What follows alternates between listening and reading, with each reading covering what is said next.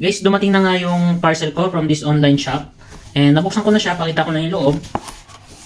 Naglalaman siya ng playset figurines from the movie Moana. So, hindi siya yung traditional na packaging. Ganito lang siya. Pero, legit siya. Binili ko siya sa online. And, ganito yung mga packaging niya. Kung naalala nyo, in-unbox ko rin yung Lion King.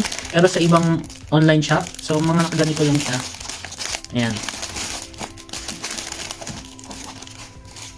10 pieces siya.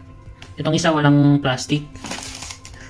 Pero titingnan natin, sana walang mga damages. Deluxe figurine set. So titingnan natin isa-isa kung may mga, kung okay ba siya. And unahin natin itong walang package, itong walang plastic. So isa to sa mga cool figure, no.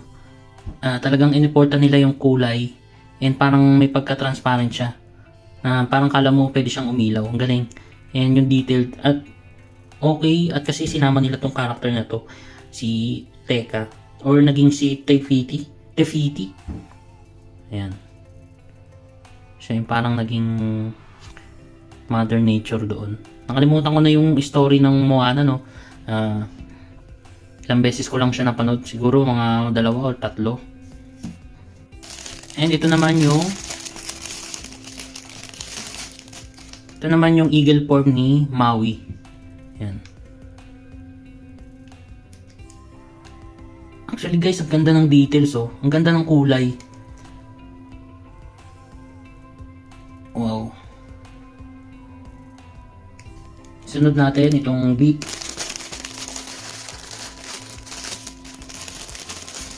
Ito naman yung villain, si Tamatoa, yung parang giant crab. Giant crab nga ba siya? Oh. Wow. Guys, legit to, ah. Hindi nga lang siya yung packaging na usually na ina-unbox natin kapag sa mga Disney playsets. Ito, nabili natin kasi mura lang.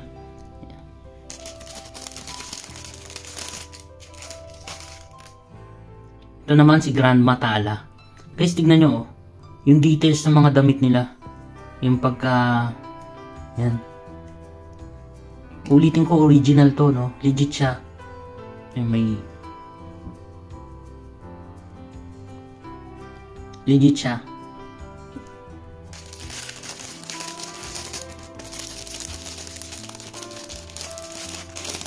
Ito yung Kakamora.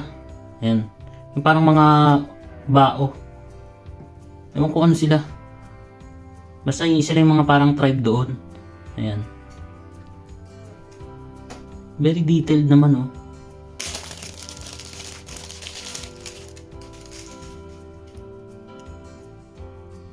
Ito si Chip Tui.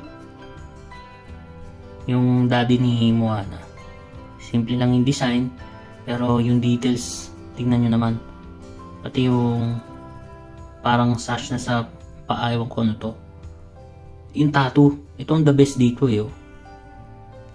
Tingnan nyo guys. Diba? Naka-emboss talaga siya. Wow.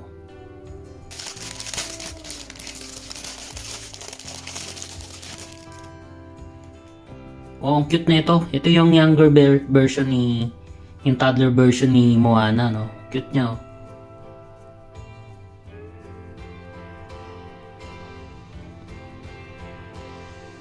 Yan. Cute niya, guys. And hindi ganun flawless yung mga pintura, pero okay na siya. Ganun naman usually kahit yung sa ibang set. Ito naman si Hey Hey and si Puwa. Si Hey Hey, actually, ito lagi nasa marketing to si Puwa, no? Sa mga poster, siya yung naka-front. Pero, ang talagang nakasama talaga sa journey ni Moana, itong si Hey Hey, yung manok. Ayan. Ang cute nila, guys. Wow. Yung kulay. Ayan.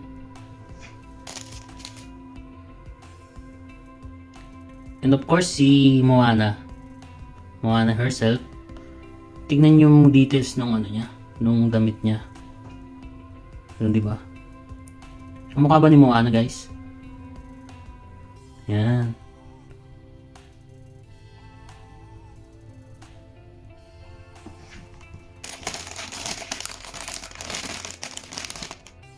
And last but not the least, si Maui. Wow. Ito so far yung pinaka-paborito ko dito sa set na to. Tingnan nyo naman yung tattoo niya. Naka-emboss din siya. Tingnan nyo guys. Very detailed. And I'm sure hand-painted to, no? Pero effortan talaga nila yung paggawa. Kamukha ba ni Maui? Siyempre, yung nagsasalita na ito, ang sikat na Hollywood actor ngayon na former wrestler. And currently, nagbabalik na si The Rock, no? Si Dwayne Johnson. Tingnan nyo yun. Wow, ang galing ng pagkakagawa nila dito. Guys, ulitin ko ulit. Legit tong figures na to, itong set na to. Mura lang siya nabili ko online.